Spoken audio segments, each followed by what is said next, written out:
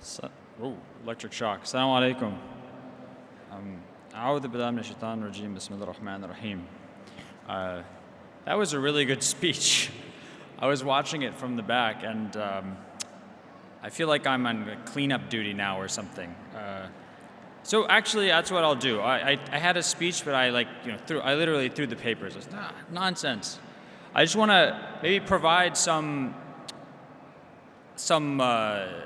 additional material that might be helpful based on what Linda said. And by the way, I mean, I really, my wife's Palestinian and she wears hijab, and when I see, when I see people like Linda and her, especially, succeeding in life and being so prominent and outspoken and principled, it makes me really proud. I'm very optimistic for the future.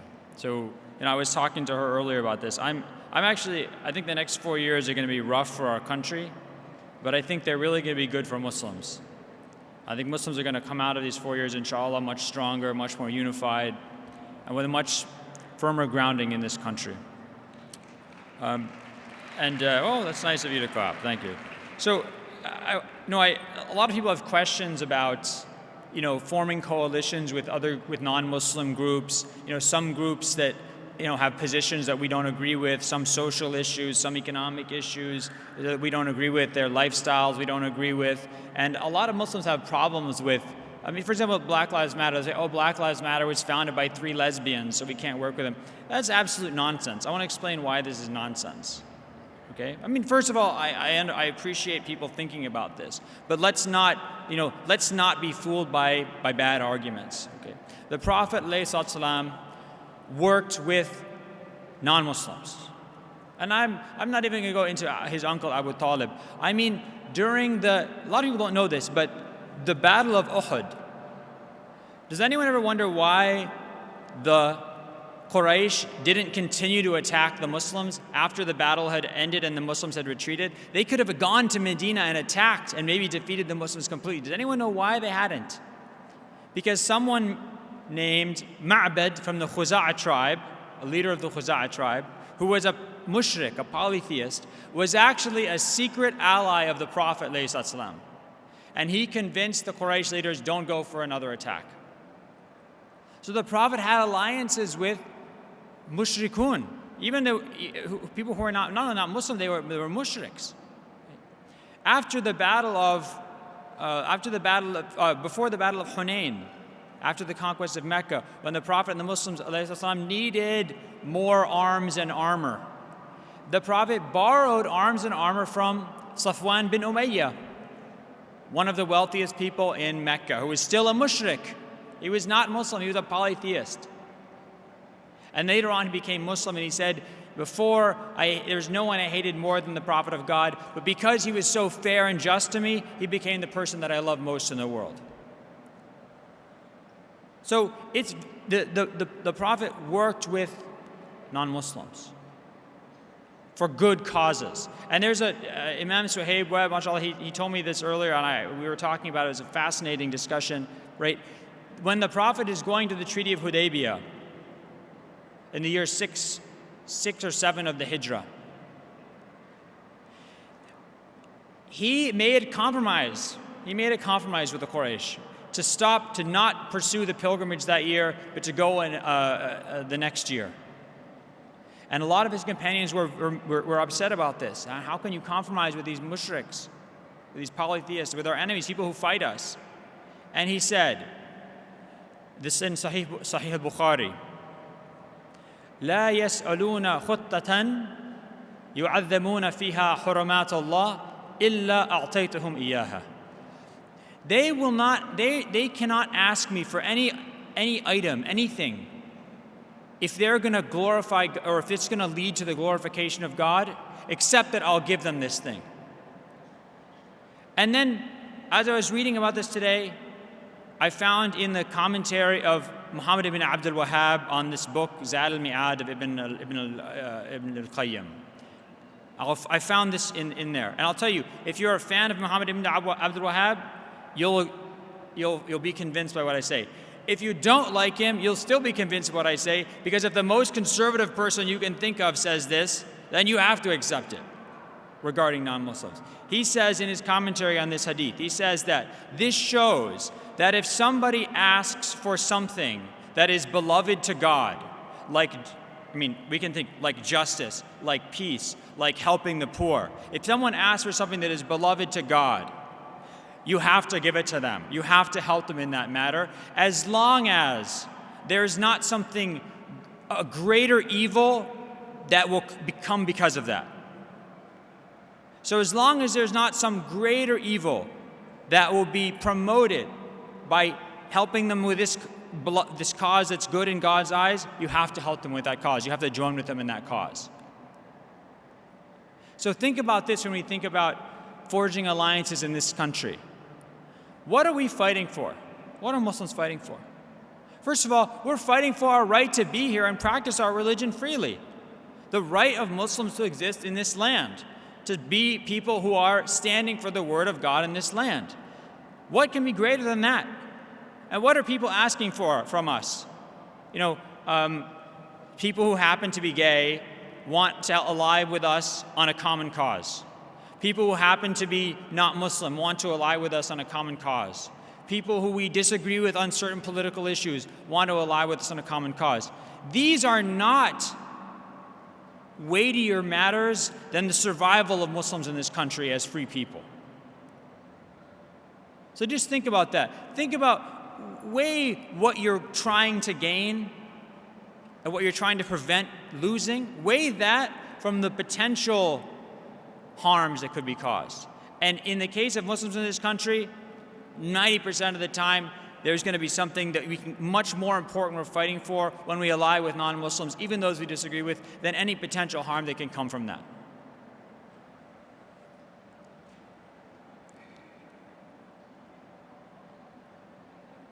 A lot of times people say, I don't want to take this position, I don't want to stand up for this issue because it's going to be too controversial, because it's going to, impede my career options, it's going to, it's going to cause me to be unpopular, some people might criticize me because of this.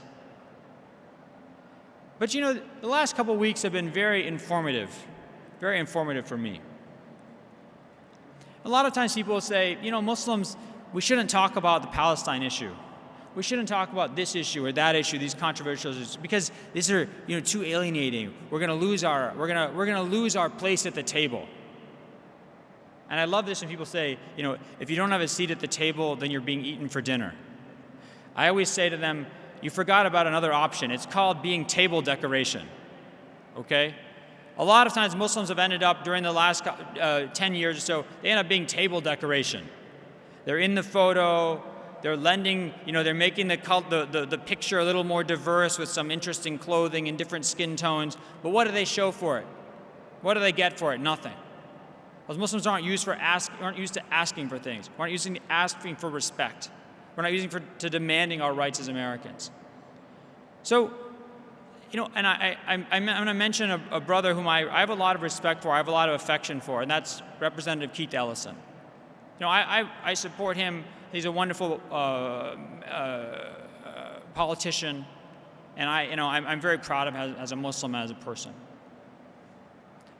Keith Ellison has done everything he could to placate his critics. He's done everything. He signed everything he had to do. He made every statement he had to make to show that he was a kosher, figure, that he was not problematic in his political views. And guess what? People still say that you can look in all sorts of publications, you'll still see him accused of being a Muslim extremist. When he was young, he was associated with this group. Once he wasn't at a fundraiser for that group. Once he said this semi-controversial thing. My proposition is, what's the point of not taking positions because you're afraid you're not going to be accepted if you're not going to be accepted anyway? Why not take those positions? Why not stand up for something worthwhile? And by the way, if you're going to find out there's a lot of people out there who agree with you. The other day I was watching, channel flipping. My kids wouldn't go to sleep. They're little kids. They wouldn't go to sleep. So of course, watch TV. And you know, there was this performance of The Wall, Pink Floyd, like Roger Waters' The Wall concert. And I sat there with my two sons, and I was looking at it, and I was just so, I told them, شوف هذا يدافع عن الفلسطينيين. I said, see this guy? He defends Palestinians. He stands up for their rights. There's so many people now, so many celebrities, so many scholars, so many activists, Christians, Jews, atheists, Buddhists, Hindus, who stand up for the rights of Muslims, who stand up for the rights of the oppressed. There's a lot of people out there doing that. Muslims, you know, we always think we're going to be the only ones out there standing up for people like the Palestinians. There's a lot of people out there standing up for them. And if we don't watch it, we're going to miss the boat. You know, there are Muslims today who take positions, for example, there are Muslims today who work against BDS, boycott, divest, sanction, on the Palestine issue. There are Muslims who work against that, who try to undermine it. And they think they're being smart and crafty because they're going to get a seat at the table. But guess what? Now there's all these non-Muslims, leaders in different communities, respected people, you know, thinkers, artists who are out there defending the rights of Muslims. And Muslims are going to get left behind. Those Muslims who are taking those positions, they're going to be left behind in history. The train of progress, the chain of justice is going to pass them by. So we can't afford. Muslims always have to be those people who are qawamuna bil qist, standing up for justice, shuhada lillah, testifying, bearing witness to God. These are the people that we have to be. If we're not those people, we're failing in our duty. We're failing in our duty to God, or we're failing our duty as Muslims. So ask yourself this question: am I standing on the side of justice? Do I have the courage to stand on the side of justice? Because if there's one thing that I think is pretty clear now in the US, and certainly is going to be clear in the Trump administration, is that if you want to be an accepted Muslim, a good Muslim, you want to be the good Muslim, you're going to have to strip away everything you care about. You're going to have to compromise on every issue you can imagine. And you still might not be good enough. We're going to have to invent a new level of sellout Muslim to be good enough for the Trump administration. Is that worth it? Just so you get a seat at the table? No, this is ridiculous. It's not required of us in this country. The last thing I want to talk about, I had a more coherent talk, but then Linda made me rethink what I was going to say. But the last thing I want to talk about is, what does justice mean? And this I find fascinating. We look at the Sharia, the law of God. I'm so, whenever I do research on this, I always find something that blows my mind. I mean, really, the concern of Muslim scholars and Muslim judges for justice was so profound, so impressive. How do we manifest this in our lives? How do we manifest this in our lives? A couple of important principles. One, the presumption of innocence. Al-bara'a al-asliya, the presumption of innocence. People are presumed innocent. You have to bring evidence. You have to demonstrate evidence that they're guilty. This is true in American law, and it's certainly true in the Sharia. You have to bring evidence to show that people are guilty. If someone is accused of something, it is your obligation to believe they are innocent until they are proven guilty. It's not just being open-minded. You have to believe they're innocent.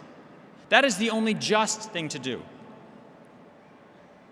So if someone comes and starts telling you something, oh, do you see so-and-so did this, so-and-so did that, so-and-so committed this crime, so-and-so said this, so-and-so said that, the first thing you should say is, Hat burhanakum in kuntum sadiqin. Hatu burhanakum in kuntum sadiqin. Bring your evidence. Bring your evidence if you're speaking the truth. And this is a very important, one of the most important principles in the Islamic tradition is al-isnad min ad-din. Lawla al-isnad laqal man yasha ma yasha. The isnad, the chain of transmission, the thing that proves the veracity of a statement is part of our religion. If not for the isnad, whoever wanted could say whatever they wanted. So if someone starts coming to you and telling you things, oh, did you hear about this, did you hear about that? Ask them, where did you get this information?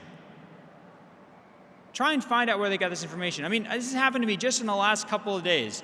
on stuff that's not interesting. It's, little academic stuff and things like that. But people making claims about, oh, such and such a scholar said this about that issue, such and such a scholar said that about this issue, he said it in this book, he said it in that book. And you have to go back to the original source and you find it's not as people claimed.